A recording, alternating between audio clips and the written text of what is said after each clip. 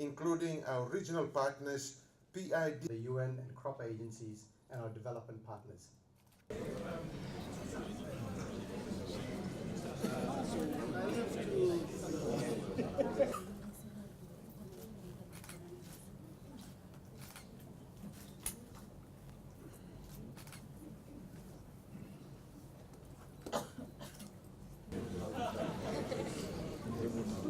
The Honourable Minister for Agriculture, Natural Disaster Management, Meteorological Services, and our climate champion, Minister Honourable Sayed-Khaiyum, and members of the Diplomatic Corps, representatives from ILO, and of course our partners from the private sector, NGO, civil society, ladies and gentlemen. You'll have to excuse me, I'm not feeling too crash hot, as they say. I'll give you a very brief position of government, in particular in relation to the private sector and the position that the Fijian government has taken in respect of the honour indeed that we were given vis-a-vis COP23. The eyes of the world, of course, are on the Pacific this morning as we open the Global Employers Climate Action Forum. Governments, businesses and citizens are looking to us because we, our people and our economies, are on the front lines of climate change. It is we who must set a bold example in how the public and private sectors can work together to drive decisive climate action. We are very glad to see that our businesses from across the region are so well represented here this morning. Whether you're working in tourism, manufacturing, construction, finance, or whatever industry your business is in, you all have experiences, knowledge and expertise that can help us deliver on our climate action agenda here in Fiji and indeed in the region and the Pacific, and of course taking our experiences to the global stage. As Pacific men and women, we know what we're up against. We've all endured the devastating impacts of cyclones, rising seas, other climate impacts, inclement weather. We've all been witnesses to damage caused to our national economies and communities, and the serious impact that climate change has had on our bottom line. It is far more than a matter of social responsibility. It's a question of survival of the very economies in which you operate, and indeed it also requires us to become a lot more innovative. In a very practical manner, you understand the serious climate risk change poses to the health and development of Pacific economies, and that is what makes you invaluable partners in our campaign for climate action. Those from our tourism sector in Fiji know just how lucky we were that Cyclone Winston in 2016 largely spared our major tourism sectors.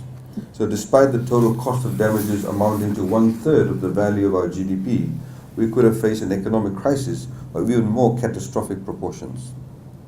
As our Honourable Prime Minister said, we are all in the same canoe when it comes to climate change.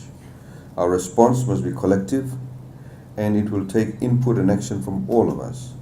That commitment to inclusion is the spirit behind the Fijian presidency of COP23 and the very impetus behind the participatory process of the Talanoa Dialogue, which will take centre stage at our Climate Action Pacific Partnership event this week. This forum, especially in the context of the CAP conference, is our chance to show how here in the Pacific, governments, the private sector and individuals are working side by side to build the resilience of our people, our infrastructure, our environment and our economies, and especially our businesses, against the worsening impacts of a changing climate. Because while we do face extreme risks in that there is still opportunity, an opportunity to put ourselves on the cutting edge of solutions in adaptation to make the Pacific an incubator for strategies in building resilience that can be adopted by climate vulnerable nations around the world. Our shared recognition of the need for urgent action is the very foundation of our engagement through this forum. And that recognition is captured in this forum's theme, Resilient Businesses and Communities. Resilience in this context is two-pronged. It involves the responsible reduction of greenhouse emissions to at least net zero levels, and it requires we urgently boost the ability of our businesses and communities to withstand the strong storms, rising seas, changing weather patterns, and other devastating impacts of climate change. Both of these objectives are critical for long-term development of our economies and the long-term health of our businesses. This forum builds on the works of the Marrakesh Business Action for Climate Presidency, as highlighted by the President of Employees Federation, which was handed over to the Fiji Commerce and Employees Federation, COP23, with the mandate of forging partnerships between the private sector, governments and other actors to meet our nationally determined commitments under the Paris Agreement. We've seen the private sector make serious progress in that regard already. Through the Talanoa Dialogue, we're calling for even more ambitious climate action from every actor in every economy, and that includes subnational governments, companies, and members of civil society. As governments, it is our job to not only guide sustainable development, but to foster an environment that allows the private sector to do what it does best: innovate, improve efficiency, and create sustainable employment for our people. That potential in the private sector can be a powerful catalyst in boosting the resilience of our economies. Here in Fiji, we're harnessing that potential, leading by example at the government level with responsible, climate-sensitive strategies and introducing new policies that incentivize green investment in our economy. In Fiji, we remain on target to approach 100% renewable energy in Fiji by 2030. Last year, we successfully implemented a 10 cents levy, for example, on plastic bags. In our latest national budget, we've doubled that levy in line with our most recent commitment to ban single-use plastic bags entirely by 2020. We're forging public-private partnerships here in our country as well, most recently in the delivery of affordable clean energy to rural communities across Fiji through the Fiji Rural Electrification Fund. We actually established a charitable trust with the initial seed funding from the Leonardo DiCaprio Foundation to build mini solar grids in Fijian communities currently reliant on polluting diesel fuels. The aim being to make these communities self-sufficient clean energy producers, bringing the enormous benefit of reliable solar power to Fijians in more remote parts of the country. Our national energy provider, Energy Fiji Limited, is continuing to grow its renewable energy portfolio, investing in hydro dams and in the near future in large-scale solar farms. More of our manufacturers and tourism operators are installing solar rooftop panels. For example, Coca-Cola factory just outside of Suva in Nasinu now operates a 1.1 megawatt solar rooftop system, the largest privately funded solar grid in the South Pacific. We've also seen companies such as Mark One Apparel in Suva, the Denarau Marina, and the Radisson Blue Resort on Denarau Island lead the charge among the private sector operators in lowering their own emissions. Another great example of private sector investment is the development of the Nambau biomass power plant outside Singatoka that uses biomass for clean energy generation.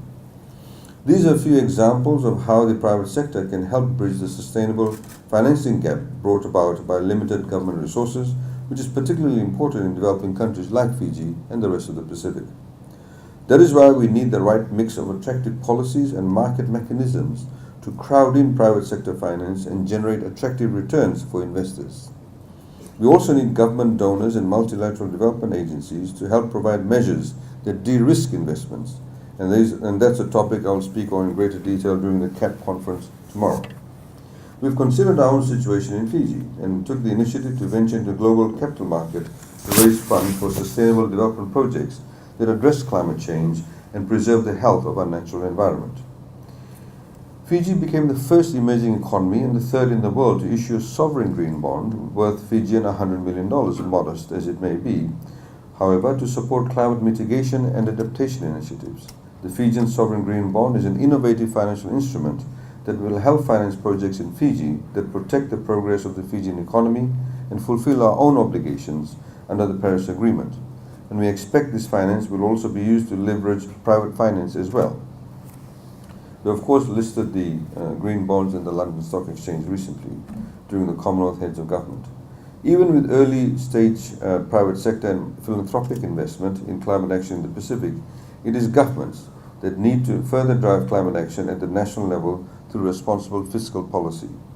In Fiji, that has taken the form of our Environment and Climate Adaptation Levy, our latest domestic fiscal tool to crowd public finance towards programs that adapt our economy to climate impacts and protect our natural environment. ECAL, as it's known, has revamped our taxation policy into a consolidated fiscal mechanism built on transparent and efficient tax collection administered by the Fiji Revenue and Customs Service. And ECAL has already gone towards the construction of new cyclone-resilient schools for Fijian students, more capable infrastructure, renewable energy projects, and a myriad of other climate adaptation and environmental protection initiatives. All of the climate-sensitive developments funded by ECAL and all of our work across the government to build the resilience of our infrastructure and of our Fijian communities benefits Fijian businesses, whether it be upgrades to our roads, the Nandi River Flood Elevation Project, the installation of new cross-ocean data cable connection to Sabu, the relocation of water pipes to secure roadside trenches, or the installation of underground electricity and telecommunication cables. All of that work supports a strong and growing economy and give Fijian businesses the opportunity to grow an economic environment that is resilient to extreme climate impacts. And of course, things like building electricity cables underground means the downtime of electricity cables being blown away by a cyclone is actually minimal. In fact, it's zero. We're also using our own fiscal policy to drive private sector investments. For example, to reduce our dependency on imported fossil fuels, we are offering a 10-year tax holiday for those looking to process biofuels. That includes the duty-free importation of essential machinery and equipment to establish a processing plant and chemicals required for biofuel production, along with zero-rated importation for all agricultural items. We're also offering tax holidays towards renewable energy projects and power cogeneration, along with duty-free importation of select renewable energy goods, including electric motor vehicles, hybrid solar electrical powered items, solar and electrical charging stations, and energy storage systems. We've introduced a new investment package for the redevelopment of privately owned buildings, which includes the requirements that owners must utilize green technologies, such as solar paneling, on their redeveloped buildings. But the reality is, no matter what we do at home, our fate will ultimately be determined by the collective action taken by the nations of the world. On the global stage, it's become clear that our currently nationally determined commitments fall well short of the goal to keep global temperatures rise to 1.5 degrees Celsius above pre-industrial levels. We badly need increased ambition in the next round of NDCs. To support Pacific Island countries to enhance and implement their own NDCs, a regional Pacific NDC hub was launched by our Honourable Prime Minister in Bonn during the COP23 negotiations. It was an initiative that came from last year's Climate Action Pacific Partner Conference we are pleased to see come to life. We encourage the private sector to involve yourselves in the review and implementation of your country's NDCs as well, particularly to help inform governments as to what is required to incentivize partnerships and greater green investment. And that's a subject of discussion we hope will explore during your afternoon sessions. We cannot stress enough how important your open and constructive impetus is to our domestic agendas and to a larger campaign on the global stage. We are all very much part of a process of the Talanoa dialogue. Our Pacific approach to identify solutions, innovations, approaches and strategies that drive countries to maximize their climate emission. It is this inclusive and transparent process of dialogue that we believe gives us our best shot at achieving the goals of the Paris Agreement. We hope that those same principles of respectful and participatory dialogue guide your discussions over the coming day and all the way through our Climate Action Pacific Partnership Conference tomorrow. I'd like to thank all of you for your participation and thank all of you for your presence here, and I wish you all the best in deliberations. Thank you. Download FSEP's Green Initiative poster that was created recently. Today's sessions and workshops, along with the respective moderators. 23. At this time, I'll now invite our President of the Fiji Commerce Employers Federation, Mr. Sandip Chauhan, to please come. How do we best do that? So I invite To develop an app to complement today's forum.